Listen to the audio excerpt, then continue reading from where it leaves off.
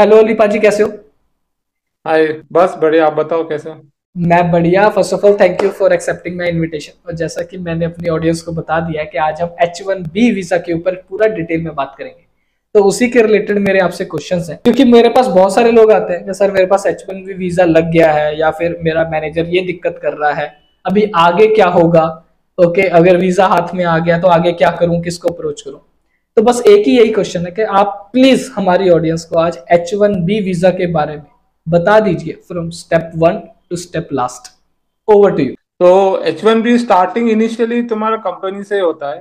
Company डाल पाएगा, तुम पर्सनली नहीं कर पाएगो, स्पॉन्सर नहीं कर पाते हो। Any company can sponsor H1B। Okay. आपके पास अगर जॉब है, वो कंपनी में आप वर्क कर रहे हो, तो वो भी स्पॉन्सर कर सकता है। या तो फिर आप कोई कंपनी को अप्रोच करो बाहर से, consultant something, and they are ready to file for you, तो वो भी फाइल कर सकते हैं तुम्हारे बिहाफ पे। बट तुमको अगर लॉटरी में आता है तो you have to join that company, क्योंकि आपको फिर पे स्लिप और सैलरी लेटर और वो सब डॉक्यूमेंट सबमिट करने पड़ते हैं, which will come after lottery. तो दो दो ऑप्शन है। आप करंट जॉब से मिला तो that is nothing better than that. ठीक है। फिर उसके बाद लॉटरी का रिजल्ट जनरली मई फर्स्ट वीक में आता है। बिफोर मई फर्स्ट वीक आप सबमिट कर सकते हो नॉमिनेशंस आपके। तो जनरली कोटा 85,000 का होता है every year across the world. ठीक है। उसमें से 20,000 MS के लिए होते हैं, और 65,000 H1B जॉब के लिए होते हैं, वैसा है। तो उस तो टोटल ये साल अराउंड 7.5 लाख एप्लीकेशन आए हैं। करेक्ट। उसमें से 85 सिलेक्ट हो गए। उसमें से इस बार बहुत सारा स्कैम भी हुआ है। काफी डुप्लीकेट्स आए हैं। जैसा मैंने बोला, अगर आप फॉर एग्जांपल XYZ कंपनी में जॉब कर रहे हो, ठीक है, तो कंपनी ने आपका डाला, फिर आप कोई कंसल्टेंट को कैच करते हो और बोलते हो कि तुम मेरा भी डालो, ज्वाइन होगा तो I will join your company, तो राइट। तुम्हारे नाम से दूसरी कंपनी भी डालती है। तो आप एक एक नाम से कितने भी एप्लीकेशन डाल सकते हो। अभी ये स्कैम इन द सेंस नहीं है, ये लूप होल है US एम्बेसी का ही अंदर। They are allowing multiple people to submit it from different organization. Okay. And they have a job letter. अभी आप बोल सकते हो कि मैं ये कंपनी में काम कर रहा हूँ XYZ, और मेरे पास ABC बोल के दूसरा कंपनी भी है जिसने मुझे जॉब ऑफर दिया है, और वो मेरा नॉमिनेशन कर रहा है, तो I have valid job offer. Although I have not join the company, लेकिन मेरे पास जॉब ऑफर तो है। तो मैं ऑफिशियली कंपनी मेरे नाम से डाल सकती है, which I am not doing anything wrong in that, company is not doing anything wrong. लेकिन USCIS ने ऐसा रूल बना दिया है जिसमें ये लूप होल है, and people are trying to take benefit of this loop hole. ठीक है। तो आपका फर्स्ट तो लॉटरी में आना चाहिए नाम। ठीक है। लॉटरी में आने के बाद फिर कंपनी आपका डॉक्यूमेंट सारे सबमिट करती है, जैसे आपका सैलरी स्लिप, ऑफर लेटर, फिर आपका क्लाइंट लेटर जहाँ पे आप जाओगे, कितना सैलरी कंपनी आपको देगा, वो सारा डॉक्यूमेंट्स कंपनी आपके बिहाफ पे सबमिट करती है द पेटिशन। ठीक है। पेटिशन को कुछ 4 से 5 महीना लगता है। मई में आपका लॉटरी रिजल्ट आता है। ठीक है। और आपका तकरीबन अराउंड सितंबर अक्टूबर तक पेटिशन जो डॉक्यूमेंट कंपनी आपकी सबमिट करती है उसका रिजल्ट आता है। तो आप अगर उससे पहले भी आ गया रिजल्ट, तो एज पर USCIS लॉ आप अक्टूबर से पहले फ्लाई आउट नहीं कर सकते, अगर आपका पहले भी अप्रूवल आ गया तो। अगर अप्रूवल आ गया आपका, फिर आपको इंटरव्यू का डेट्स लेना पड़ता है वो अप्रूवल के ऊपर। आप इंटरव्यू जाके दो, which will 95% get up, 95-98% approve हो ही जाता है, क्योंकि आपका पेटिशन अप्रूव हो गया है, आपने डॉक्यूमेंट जो दिए, USCIS ने पूरा बैकग्राउंड चेक किया आपका इंडिया में वैलिड है क्या नहीं, फेक तो नहीं है। If they go through everything, मतलब वो लोग ने आपका बैकग्राउंड प्रोसेस पूरा कर लिया। तो इंटरव्यू काइंड ऑफ एक फॉर्मेलिटी होती है, सॉर्ट ऑफ, कि आप आओ, हमको फेस दिखाओ आपका, और फिर 98%, 99% वो इंटरव्यू में 2-3 क्वेश्चन ही होते हैं और वो अप्रूव कर ही देते हैं। There is no reason to reject it अगर पेटिशन आपका अप्रूव हो गया है तो। H1B interview is very easy compare to L1 या B1 B2 इंटरव्यू के लिए, ओके। क्योंकि उसमें रिजेक्शन के चांस ज्यादा होते हैं, इसमें 1 या 2% ही रिजेक्शन होते हैं, अनलेस आपने आपका जो पेटिशन में जो डॉक्यूमेंट सबमिट किए उसके अगेंस्ट आप कुछ आंसर कर रहे हो बहुत ज्यादा, तो उनको डाउट आता है, and there are chances of rejection, but very less chances of rejection. क्योंकि वो अप्रूवल आया तो आपको जनरली 3 साल का अप्रूवल मिलता है वीजा स्टैम्प करके, आपको पासपोर्ट स्टैम्प करके आफ्टर इंटरव्यू 2-3 वीक्स के बाद पासपोर्ट मिल जाएगा आपको। अभी आपके पास पासपोर्ट में वीजा स्टैंप है, अभी आपको क्लाइंट ज्वाइन करना है, तो आपको फिर आपके जो करंट प्रोजेक्ट्स में आप हो उसमें आपको मैनेजर्स को अप्रोच करना, या मैनेजर खुद ही अप्रोच करेगा वहाँ पे यूएस में क्लाइंट से, या क्या I have this person available. The benefit is you are working on the same client for some long time, so you have that business knowledge या domain knowledge या application knowledge. तो वो आपके favour में एक जाता है कि क्लाइंट को पता है यू आर वर्किंग इट, और फिर आपको वो क्लाइंट का बजट्स एंड ऑल दिस हिसाब से they will approach you. In case client अगर का बजट नहीं है अभी, तो क्लाइंट बोलेगा नहीं अभी नहीं है, थोड़ा टाइम रुक जाओ, फिर भी आपके पास 3 साल है वीजा का। So you need to be little bit patience, क्योंकि कभी कभी लक अच्छा है तो आपको इमीडिएटली हो जाता है, क्लाइंट के लिए भी क्लाइंट अप्रूव कर देता है and they start a process of transferring your profile to US. Okay, नहीं हुआ तो भी आपके पास 3 साल का टाइम है, तो एटलीस्ट 1.5 ईयर तक आप रुको, क्योंकि सेम क्लाइंट के लिए हो रहा है तो वेरी गुड।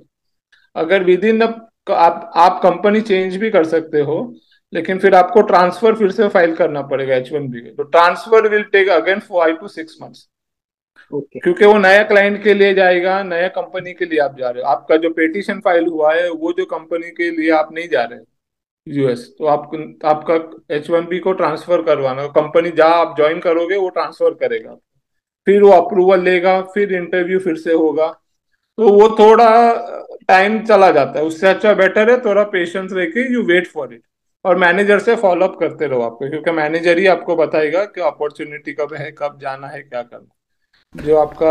जो आपका रिपोर्टिंग मैनेजर है वो that is the first person to contact, and he will contact with different hierarchy, मतलब ऑन साइट पे कौन हायरार्की है, या सेल्स वाला है, फिर क्लाइंट है, उसके थ्रू वो सब अप्रूवल आएगा। ओके। बट हाँ, और फिर वो अप्रूवल अगर आ जाता है तो फिर you are good to fly. But एक क्वेश्चन है मेरा, आपने जस्ट बोला कि अगर आप कंपनी चेंज करते हो तभी ट्रांसफर का प्रोसेस है, अगर कंपनी चेंज नहीं किया, with in a same company अगर सेम क्लाइंट नहीं भेज रहा, सेम प्रोजेक्ट से अगर कोई नहीं भेज रहा, तो हम बेंच पे जाके सेम ही कंपनी में दूसरे प्रोजेक्ट से जाए तो वो दोबारा प्रोसेस होगा या नहीं होगा? हाँ, तो उसमें उसको अमेंडमेंट बोलते हैं। आपका कंपनी सेम है लेकिन क्लाइंट चेंज हो गया, आपका जो पेटिशन हुआ था वो एबीसी क्लाइंट के लिए हुआ था, अभी आपको एबीसी में अपॉर्चुनिटी नहीं है, आप बेंच पे गए, आपका वीजा वैलिड है, आपको दूसरा प्रोजेक्ट मिला, उधर अपॉर्चुनिटी है, तो वहां से फिर से अमेंडमेंट फाइल होगा कंपनी से। अमेंडमेंट में आपको फिर से इंटरव्यू या स्टैंपिंग नहीं करना है, क्योंकि ऑलरेडी आपका वीजा वैलिड है, लेकिन आपको अमेंडमेंट का अप्रूवल आना, वो प्रीमियम में भी कर सकते हो अगर अर्जेंट रिक्वायरमेंट है तो, नहीं तो फिर 3-4 महीने में आ जाता है। बट उसके लिए फिर से अगर आपका वीजा स्टैंप है ऑलरेडी, तो क्योंकि वही कंपनी के अगेंस्ट आपका वीजा स्टैंप है, तो आपको फिर से स्टैंपिंग नहीं करवाना है, लेकिन अमेंडमेंट का अप्रूवल आने तक आपको रुकना पड़ेगा, फिर आप ट्रैवल कर पाओगे बोल के कि ये क्लाइंट के लिए मैं अभी ट्रैवल कर रहा हूँ, कंपनी सेम है बट क्लाइंट चेंज हो गया मेरा।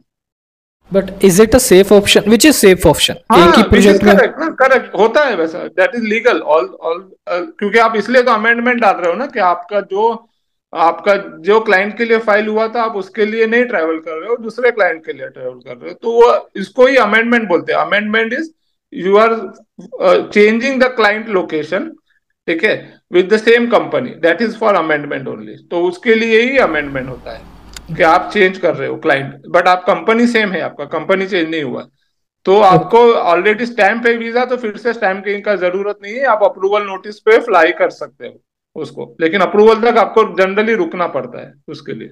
ओके। एक क्वेश्चन जो बिगनिंग में पूछना चाहिए था अभी पूछ रहा हूँ, H1B अगर मैनेजर बोलेगा या मुझे मैनेजर का बोलेगा कि प्लीज मेरा इनिशिएट कर दो? आपको मैनेजर को आपका अप्रेजल साइकिल में बोलना है क्या मुझे ऑन साइट का मुझे ड्रीम है, मुझे जाना है। एवरी ईयर बड़ी एमएनसी कंपनीज में, टीसीएस, इन्फोसिस, एक्सेंचर, कैपजेमिनी, सब में every year end of the year वो कोटा निकलता है हर एक बीयू से, आपके बिजनेस यूनिट से, हर एक प्रोजेक्ट के लिए, डिपेंड्स ऑन आपका कितना स्ट्रेंथ है कंपनी प्रोजेक्ट का ऑफशोर पे, उसके अगेंस्ट कुछ परसेंटेज वो लोग कंपनी अलोकेट करता है कि आप नॉमिनेशन कर सकते हो आपके अकाउंट से 2-4 बंदे जो भी है। तो आपको जब एंड ऑफ द ईयर का अप्रेजल होता है तो आपका अपना, दिसंबर में तो होता नहीं है, जनरली सितंबर अक्टूबर में ही फीडबैक सेशन हो जाता है, तो that is the good time to give ask manager का मुझे ऑन साइट जाना है, नेक्स्ट ईयर आप फाइल करोगे तो I am interested in that, तो फिर मैनेजर आपको आपका अगर परफॉर्मेंस अच्छा है, आपका अच्छा कनेक्शन है मैनेजर के साथ, तो he will nominate you for that. Okay, तो आप बाकी की बात जो कंटिन्यू कर रहे थे। फिर वही है कि अमेंडमेंट, अगर आप क्लाइंट चेंज कर रहे हो तो आपको अमेंडमेंट डालना है। कंपनी चेंज कर रहे हो तो आपको ट्रांसफर, जो कंपनी में जा रहे हो वो आपका ट्रांसफर इनिशिएट करेगा, उसके नाम पे अप्रूवल लेगा, फिर आप ट्रैवल कर पाओगे, वैसा है। अगर सपोज कंपनी मुझे भेज रही है, तो इट्स लाइक कंपनी को कुछ बेनिफिट मिल रहा है कि हमारा एक एम्प्लॉय वहां पे जा रहा है, उसकी बिलिंग ज्यादा हो हाँ, रही कंपनी है। को बेनिफिट है ना, अकाउंट का ग्रोथ बढ़ रहा है, आपका बिलिंग बढ़ेगा ऑन साइट पे, तो रिवेन्यू बढ़ेगा कंपनी का, ठीक है। ओके। और और फिर चांसेस है कि आप नया बिजनेस वहाँ पे और ग्रो करो तो और अपॉर्चुनिटी ऑफशोर पे आएगी। तो क्लाइंट को, तो कंपनी को, अकाउंट को तो 100% बेनिफिट है आप वहाँ पे जा रहे हो तो, क्योंकि एम्प्लॉय तो उसके ही हो उधर जाके भी, you are still employ of their company only, and you are growing more business, bringing more business, या आप जो करंट रिलेशनशिप है वो अच्छा मेंटेन कर रहे हो क्लाइंट के साथ, and which can result in more growth in offshore या ऑन साइट। तो आपका अकाउंट ग्रो होगा तो कंपनी को तो बेनिफिट ही है, आपको आपको बिलिंग रेट कंपनी ज्यादा, क्लाइंट ज्यादा देगा ना। अभी आपको जो भी बिलिंग रेट मिलता होगा ऑफशोर पे, what correct. Ever number, on site पे तो ज्यादा बिलिंग मिल रहा है, तो रिवेन्यू तो बढ़ रहा है ना क्लाइंट का, ओके। तो क्लाइंट को तो बेनिफिट है। और फिर एक एक ऑन साइट पे जाने के बाद अगर 5 ऑफशोर ग्रो हो रहा है तो that is again benefit, win win situation ही है कंपनी के लिए और अकाउंट के लिए। करंट सिचुएशन के हिसाब से इस समय अगर किसी के पास H1B वीजा है या आने वाला है, तो उसको फ्लाई करना चाहिए, उसको सेविंग होगा उसका। आपको तो देखो, अगर आप हुएवर इज अप्लाइंग, उस कंपनी उसके बिहाफ पे अप्लाई कर रही है, वो तो अपनी जेब से एक पैसा भी नहीं दे रहा है, उसको कुछ भी नहीं करना है, सारा खर्चा कंपनी कर रही है आपके बिहाफ पे। आपको जाने का टिकट भी कंपनी पैसा देगी, वहां पे रहने का 2 वीक का होटल का पैसा भी कंपनी देगी, और फिर आपका सैलरी इमीडिएटली स्टार्ट होने वाला ऑन से आप पहुंचोगे तो आपके जेब से तो कुछ भी खर्चा नहीं हो रहा, तो आपको अपॉर्चुनिटी मिला तो you should go, don't wait for it ना, क्योंकि आपका तो फायदा ही है। अगर आप कुछ नहीं, 1 साल भी रह के आए या 6 महीना भी रह के आए, तो आपका तो ऑन साइट एक्सपीरियंस मिल गया ना आपको ऑन साइट के लिए, और आप देख के घूम के भी आए, फ्री में घूम के आ गए आप, आपने तो एक भी पैसा खर्च नहीं किया जाने के लिए, कंपनी ने सारा आपके बिहाफ पे खर्चा किया। तो whatever the situation is, opportunity है तो you should go, don't let it waste. Okay. कुछ कुछ लोग बोलते हैं कि भाई हमको मैक्सिको से ऑफर आया है, या फिर एक नियर शोर करके कंसेप्ट है। ओके, तो उसके बारे में आपका क्या ओपिनियन है? अगर नियर शोर किसी को मिले तो जाना चाहिए, नहीं जाना चाहिए? And first of all I want to understand from you what exactly is near shore. Near shore is a, so generally what we are in US, Canada is North America, okay, and near shore is generally South America, which is Mexico, Colombia, and other cities, okay, which is Latin America, okay, they call us Latin America. उसका time zone और US का time zone same होता है, तो time zone तो आपका match हो जाता है, लेकिन वहां पे आपको थोड़े चीप चीप रिसोर्स मिलते हैं, जिसका सैलरी कम होता है compare to US, half of the salary of US में मिल जाते हैं आपको, या हाफ से भी कम में मिल जाते हैं कभी कभी। तो क्लाइंट को अगर यूएस टाइम जोन कवर कर रहा है बंदा, ठीक है, और आपको सेम बिलिंग, क्लाइंट को ज्यादा पैसा भी नहीं देना पड़ रहा वो एम्प्लॉयर को उसके लिए, तो क्लाइंट उसके लिए जाएगा। लेकिन चैलेंज वहां पे क्या होता है कि लैंग्वेज का थोड़ा, जो इंग्लिश उनको इतना फ्लुएंट नहीं आता बोलने को, ठीक है। अगर इंडिया से कोई जा रहा है तो अलग बात है, क्योंकि वो तो इंग्लिश बोल ही लेगा, लेकिन वहाँ का लोकल रिसोर्स को जनरली टेक्निकल और लैंग्वेज का इशू होता है, इसलिए ही वो लोग इंडिया से प्रेफर करते हैं या बाहर कंट्री से डायरेक्ट यूएस में ही आओ करके प्रेफर करते हैं। बट अगर आपके पास यूएस अपॉर्चुनिटी है तो आप पहले उधर जाओ, कनाडा है तो उधर जाओ, नहीं मिल रहा है तो फिर you can explore Latin America, जहाँ पे मैक्सिको हो गया या कोलंबिया हो गया या वट एवर, या ब्राजील हो गया, ये सारी लैटिन अमेरिका है, जिसका टाइम जोन यूएस से मैच करता है, that is the biggest benefit, and billing rate is less, salary is less over there compare to US. Okay, but is it worth to go in terms of money? हाँ, अभी India से तो ज्यादा पैसा है, ठीक है। ओके। अभी आपको मैक्सिको थोड़ा रिस्की है, Colombia you can try it out, या Brazil you can try it out, मिल रहा है तो अपॉर्चुनिटी। बट कंपनी क्या ट्राई करता है ना, इंडिया से MNC company will always prefer to send you to US, ठीक है, अगर क्लाइंट का बजट नहीं है, they are not willing to pay that much, तो फिर वो लोग ऑप्शन ट्राई करते हैं Latin America. Okay. But there preference is US ही जाओ, क्योंकि वहाँ पे सैलरी ज्यादा मिलती है और उनको भी मार्जिन ज्यादा मिलता है इसके लिए। क्या लोग वहां पे जाके ऐसे चेंज करते हैं, मतलब कुछ जुगाड़ कर सकते हैं, मतलब कोई चला गया कोलंबिया साइड या लैटिन अमेरिका साइड और कल को उधर जाके कोई प्रोजेक्ट ढूंढ लिया अपनी अपनी अपने से ही, ऐसा कुछ पॉसिबल होता है? हाँ, वो तो यूएस में भी कर सकते हो आप। You are open to switch it. यहाँ पे ऐसा लेबर लॉ काफी स्ट्रांग है, तो no one is signing you on a contract या bond. You are free to switch wherever you want, unless your visa is transferred. You are free to go anywhere. यहाँ पे US में भी public करता है, सब जगह करता है, क्योंकि सैलरी ज्यादा मिल रहा है तो जाएगा public. And people do transfer, ऐसा कोई problem, that is all okay. I mean nothing. Company will try to retain you, saying we spend so much money on you, you try to stay and all, and they'll give you counter offer or something. But again, it's your decision. If you want to go, you can switch company. Okay, एक last question. Okay, फिर then अपना interview, अपना podcast फिर then No, over. no, whatever. I'm okay. और भी question है तो I'm good. I mean, नहीं वो लाइव क्वेश्चन आएगा ना, तो that is good rather than post. तो what we will do is, वो वीडियो में मैं अभी ऑडियंस को बता ही देता हूँ कि गाइस अगर आपके स्टिल अभी भी कोई क्वेश्चंस है जो हमने कवर नहीं किए, प्लीज कमेंट सेक्शन में बता देना, so that we I will send a detail list of those questions to Ali paaji, so that once we have a live we will have a live stream, तो वही सिलेक्टेड लोग आ जाए live stream attend करने जिनके questions हैं। Okay, तो last question Ali पाजी ये था कि H1B वीजा में स्पाउस का क्या सीन है, अगर किसी की वाइफ या हस्बैंड जॉब कर रहे हैं तो वो वहां पे, क्योंकि मैंने सुनने में शायद रूल्स चेंज हो रहे हैं कुछ तो, या हो गए हैं, तो उसके ऊपर आपका क्या ओपिनियन है, क्या अभी सीन क्या चल रहा है? हाँ, H1B पे आप अगर आते हो तो आपकी वाइफ जॉब नहीं कर सकती इमिजिएटली, ठीक है।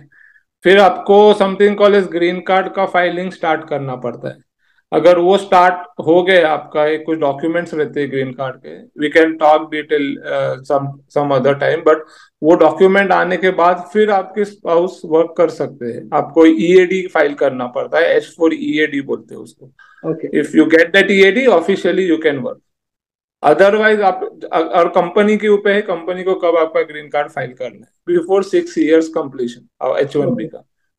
तो अगर ओके। कंपनी डालता है आपका green card filing, form form करके एक डॉक्यूमेंट होता है, वो फाइल होता है, उसके बाद I-140 डॉक्यूमेंट होता है, वो आता है। उसके बाद आप H4 EAD अप्लाई कर सकते हो, और वो डॉक्यूमेंट आने के बाद आपका वाइफ जॉब कर सकते हैं। उसके पहले H4 पे कोई जॉब नहीं कर सकते। कनाडा इज सेपरेट, कनाडा में आप कर सकते हो जॉब, यूएस में नहीं होता है। ओके, एक लास्ट क्वेश्चन, आपके according as a bachelor H1B visa पे जाना या फिर एज अ मैरिड, और उसमें भी स्पेशल वही केस के एक ही बंदे की जॉब, एक ही बंदे का H1B वीजा लगा तो दूसरा बंदा वहां पे जाके अनएम्प्लॉयड रहने वाला है, चांसेस वही हैं। ओके, तो which one is worth in terms of saving? बात तो लास्ट में घूम फिर के पैसे पे आ जाती है। Best chance is to come as a bachelor.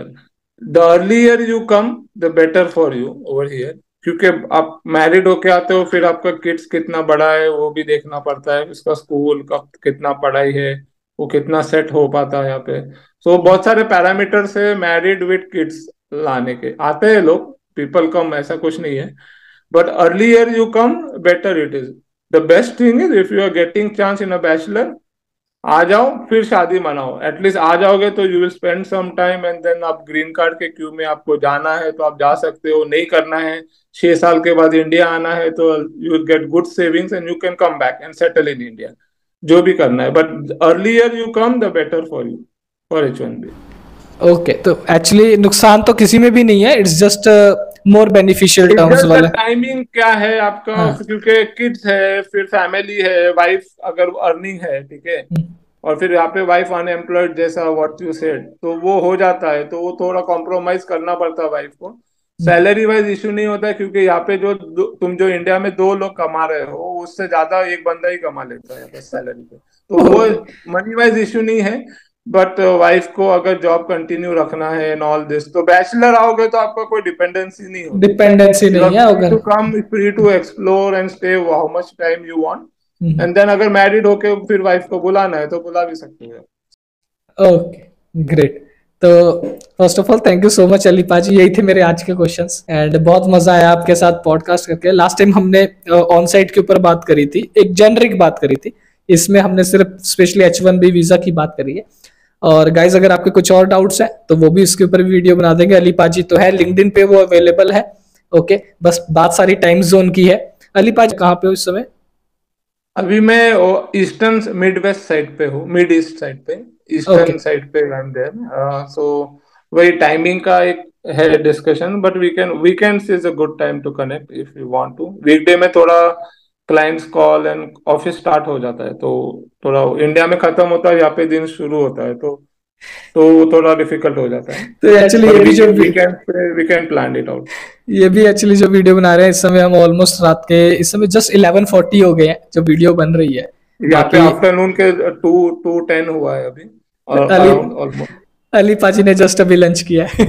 तो बाकी thank you so much Ali paaji, no problem, and thank you so much दिल से।